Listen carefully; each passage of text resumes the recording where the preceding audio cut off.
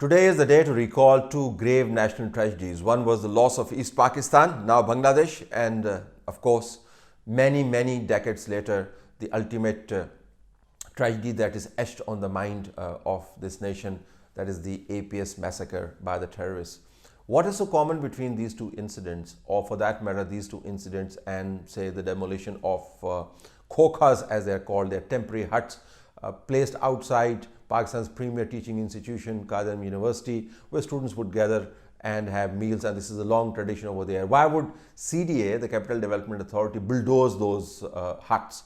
Why would the doctors be giving a sound beating to the lawyers, and the lawyers then end up attacking the hospital and creating complete mayhem in Lahore, the heart of Punjab? What is so common between all these incidents and other incidents like these? One thing is common is that we hate debate. We hate discourse. We have demonized debate, we have demonized discourse, and we want to simply shut our eyes and sink our head in sand, assuming that everything will be honky-dory. We lost East Pakistan because we didn't want to debate the grievance of the Bengalis. We are in the throes of pains of APS because we have not grieved enough, and we have tried to hide the accountability issue as far as APS is concerned.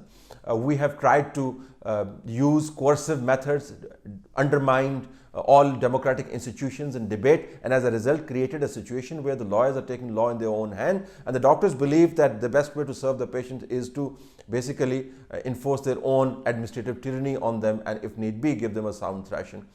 We want to demolish the temporary huts outside Azam University because that's where the weaker sections of the society live, but we would basically look the other way when it comes to encroachments all across Islamabad, in every nook and cranny where the powerful people live. You travel with me and I show to you how parks have been taken over, how roads have been taken over, how footpaths have been taken over, how land that belongs to the government is taken over. But because these are powerful people, therefore you don't want to touch them. Remember the great Saqib Nisar, at that time you assumed he was very towering, and the judges sitting next to him who created this compulsion that you need to remove the barriers from across Islamabad. Some of the barriers were removed, but guess from where they were removed? They were removed from streets which were inhabited by the lesser mortals or children of lesser God.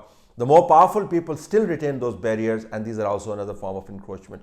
So the lessons to be drawn from all these incidents is that if you turn your face away from history, if you coerce debate, and if you demolish discourse, and if you do not attempt to do course correction in the light of your past experiences, you're bound to repeat them. There's a reason why Germany does not forget Holocaust. There's a reason why Japanese do not forget what happened to them in terms of bombing of Nagasaki and Hiroshima. There's a reason why Americans continue to relive the horrors of 9/11.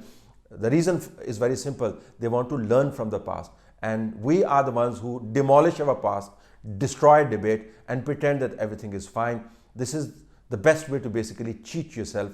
Today is the day to remember that nations do not progress by cheating themselves. Nations progress by learning from the past and not demolishing the past and looking at their past in order to do course correction in the future.